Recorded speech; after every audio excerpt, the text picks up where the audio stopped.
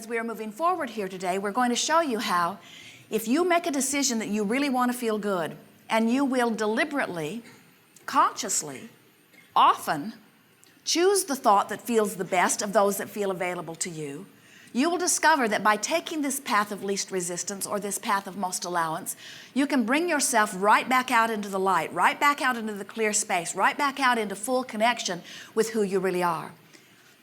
There's no point in trying to start from some place that you are not standing. You cannot do that. Your point of attraction is where you are.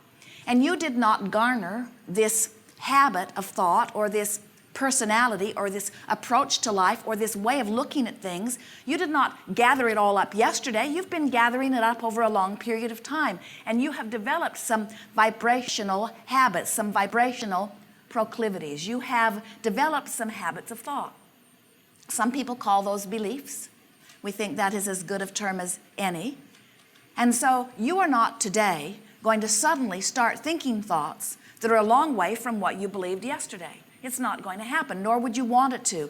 That sort of vibrational shift is what people call quantum leap, and it's usually a pretty rough ride. What we would encourage instead is that you just, thought by thought by thought, reach for thoughts that feel best with the underlying determination that is within you to be, nothing is more important than that I feel good. And I'm going to reach for the thoughts that feel the best. I'm going to reach for the thought that feels the best and the thought that feels the best and the thought that feels the best until I feel great. I'm going to think and feel and think and feel and think and feel and think and feel and think and feel until I show myself that I can get there. If you will stop often, even many times in a day, and think about what really matters most to you, in other words, what is your real intention here? If you take the time to identify what your, as clearly as you can figure it out right now, intention is, the biggest one you can find, then the reading that you get from your emotions will be much more readable by you, much more discernible by you. And here's an example of what we mean. So you are riding with a friend in your car. And this is someone you ride with often, a very good friend or a mate, a lover. And you usually drive, and you do a good job, and you know where you're going. And as you start off on this short journey, your friend interjects with a different idea of the way to go. And you just as soon go the way you know to go, but your friend is very adamant about it and thinks that you are making a big mistake and encourages you to follow these other directions. And you would really rather go the way you know to go. But your friend, oh, it's very complicated. You care about this friend and you don't want to hurt this friend's feelings, and you've been there before with this friend and you know how it can turn out, and you don't want it to be some big thing. So you give in to your friend and you go the way your friend has guided you, but secretly you think, I hope we get lost.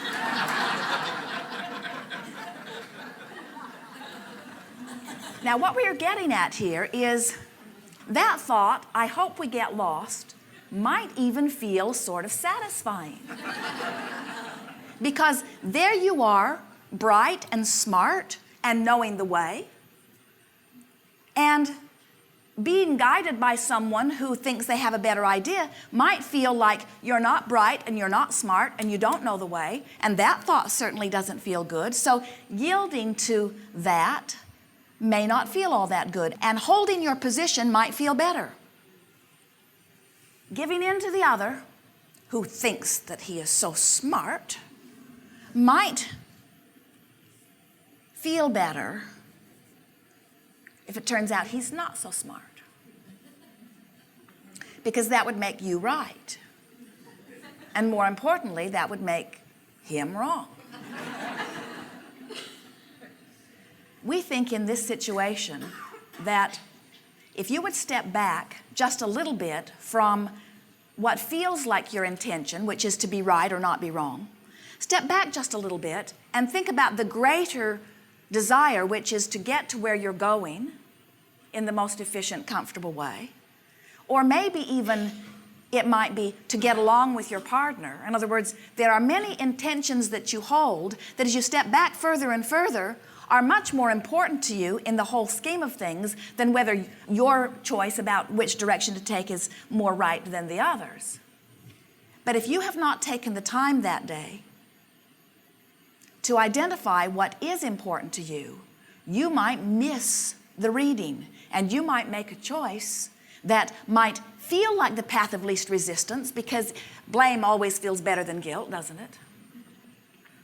But ultimately, you are still choosing a path of resistance when you could have chosen a path that didn't have so much resistance. So let's say that morning that you decided to get sort of in balance before you took off on your journey to begin with. And so when you awakened, you spent some time in your bed appreciating your life and appreciating the well-being that you live, and feeling appreciation for even being in this body and for this time-space reality, and acknowledging that your inner being exists, and knowing and feeling and speaking of the joy that you often live as you are in full connection with your inner being. And then you might go so far as to feel appreciation for this friend or lover or mate, whoever it is that you plan on spending some time with this day. Acknowledging the value of this one and why you are together, and making a mental list, maybe even a written list, of the positive aspects of this person. You might be appreciating yourself for your brilliance and your wit and your clear-mindedness and your connection. You might take some time before you even get into your day of lining up so well with who you are that you are in full vibrational alignment, compliance with that which you really are. And if you have taken the time to do that, and your friend says, you know, I think we might go this way, you would feel very different about it because you're already in vibrational alignment. In fact, you might be so clear-minded that you don't even evoke suggestions from the other person. You might appear to be so tuned in, tapped in, turned on, no distraction, so in control of your life. The universe would orchestrate circumstances and events. The lights would open for you so that the path is clear, there would be no traffic, and your friend would not feel like interceding when you are on a perfectly unfolding journey. But if you have not taken the time to get lined up, if you woke up remembering how much you had to do yesterday, feeling grouchy about everything, feeling short of time, you didn't even want to get out of bed, so you didn't get out in time, you got rushed, you weren't happy with the way you looked, you threw on your clothes, you got in your car, your mate went to the bathroom at the last minute and made you that much later, and now you're in the car and you're in a whole different energy and you're not connected and you're not going to choose the right path. You'll just go the same old way you always go. You're not lined up for inspiration, and your partner may be or may not be, which is sort of irrelevant to you, because in either case you're not lined up with your source. And so you make mistakes, you get stopped at lights, you get bogged down in traffic, you sort of lose your way, you're sort of grinding along, and then your friend says, you know, it might be a good idea if we go a different way. And you think, I would just as soon punch your lights out as hear from you. And then you say, Abraham, I cannot find the path of least resistance because everything feels uncomfortable to me. And we say, we could understand how that might be.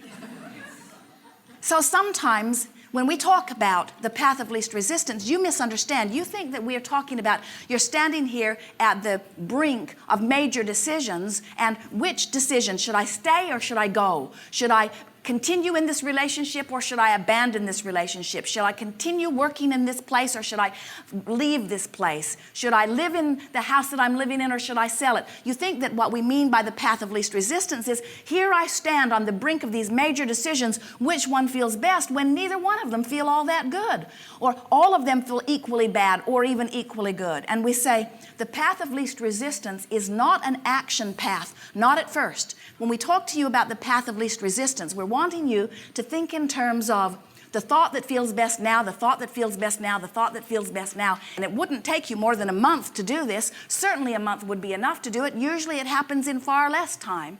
If you will continually, consistently reach for the thought that feels the best, starting with the first thing when you wake up in the morning, you'll be so connected to who you are. Your guidance will be so clearly within you that it will be clear to you when you start to make an old decision from an old perspective right in the middle of your now new day. And if that decision does not mesh with who you are right now, you'll feel the guidance loud and clear. You'll know. You'll know. As we're moving forward here today, It is our desire to show you the path of least resistance. And sometimes you come with something that's really been bothering you, and you want to talk about it in order to find the path of least resistance within that. And we say, sometimes it's impossible for you from where you are now standing to find a path of least resistance in something where you have practiced so much resistance. Sometimes it's better just to stay off the subject altogether and find some other subject that isn't resistant. And you say, well, what good does that do me? How can I resolve my issues if I don't talk about them? And we say, not talking about them is the resolution to the issues. You say, oh, come on, Abraham. Now, I know there's a right and a wrong in all of these issues. And if I don't talk about them, how can I know? And we say, if you really mean it, that you don't know which is which, then we could talk about it and we could come to clarity with you. But you usually don't mean that. What you mean is, there's clearly a path of right, which is mine, you say. And there's clearly a path of wrong. And I want to talk about the issue so that you can validate my rightness, so that I can justify pushing against this thing I do not want. And we say, that's the thing that trips you up more than all other things put together. It's this feeling that I need to defend where I stand by pushing against the things that are wrong. But in a universe that's based on attraction, what that does to you is it activates within you the very thing you do not want and gives power to the thing that you are not wanting to promote. Where withdrawing your attention from it diffuses the energy of it, doesn't give you any vibrational relationship to it, and gives you an opportunity then to remain connected to who you really are. We are eager to talk with you about anything that is important to you. Nothing is off limits. We will guide you lovingly down what we feel is your path of least resistance. Sometimes we'll even go down your path a little bit with you in order to show you how easy it is to come back into connection with who you are. But we want you, and we think you can find this place if you're looking for it here today. We want you to leave here today remembering clearly, consciously, from your now perspective, that well-being is the order of this universe. Well-being is flowing to you, to all of you, at all times.